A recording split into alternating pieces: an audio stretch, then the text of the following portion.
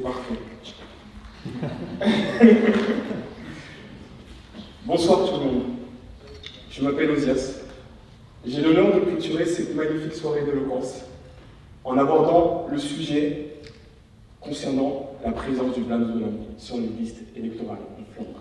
Est-ce un défi ou un paradoxe pour notre démocratie?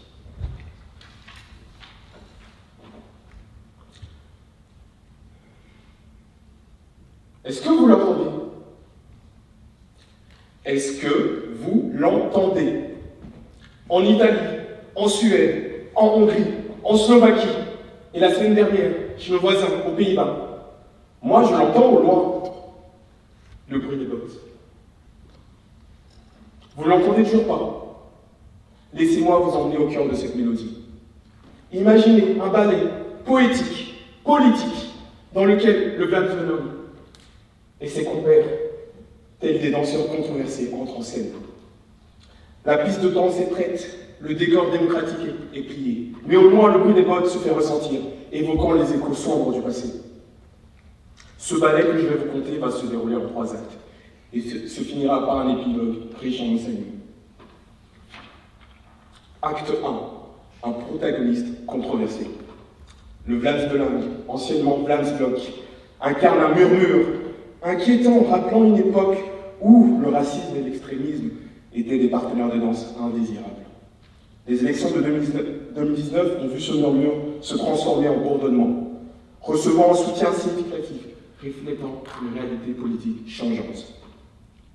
Et suscitant surtout des questions sur la préservation même de notre démocratie.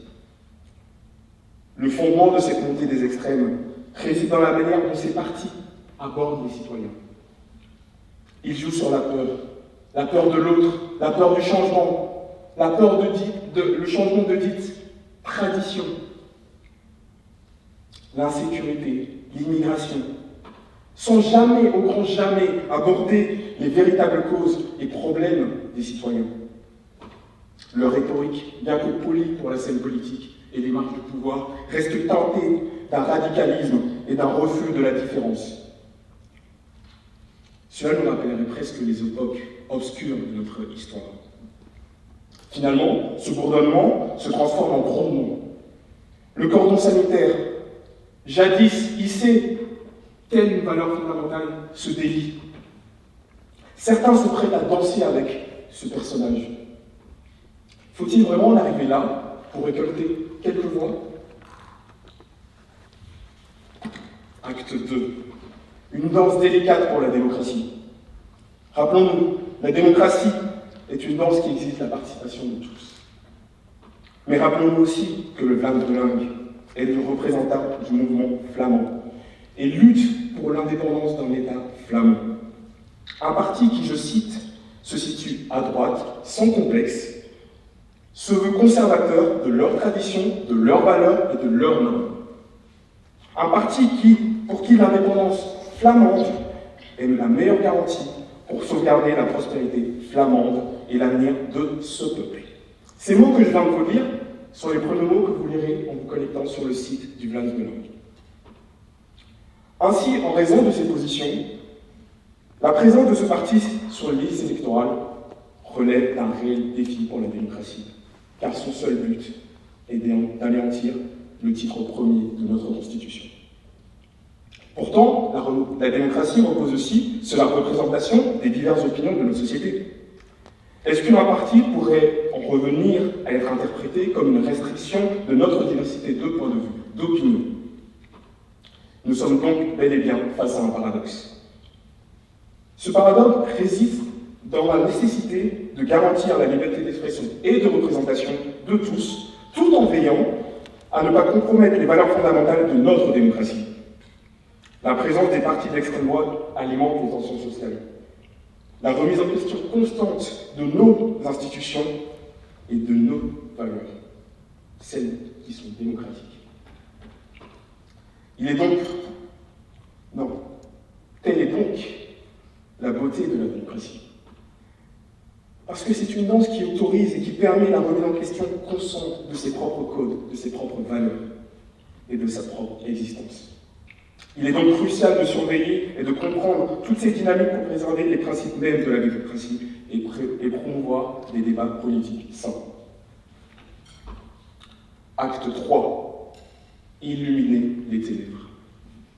Entrent en scène les institutions, gardiennes des principes démocratiques, la séparation des pouvoirs, l'état de droit, les droits fondamentaux.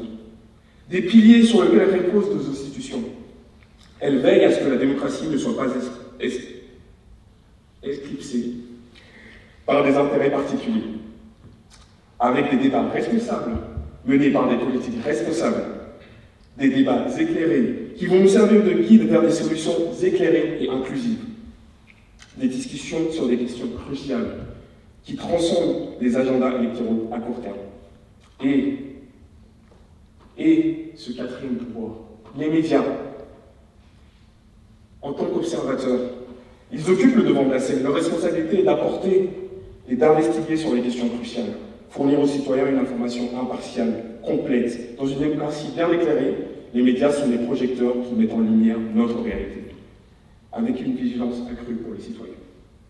Dans cette danse, ils ne sont pas seulement des observateurs, ils sont aussi des participants actifs qui contribuent à la vitalité du dialogue politique.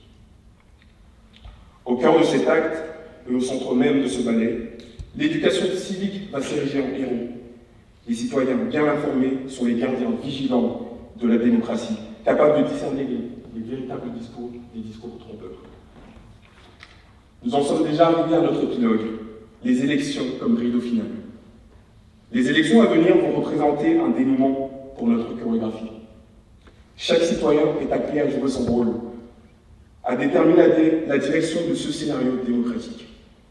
Le plan de l'un est sur scène, croyons-le, prenons conscience de cette réalité. Mais ça reste notre scénario. Nous sommes les réalisateurs de cet avenir démocratique.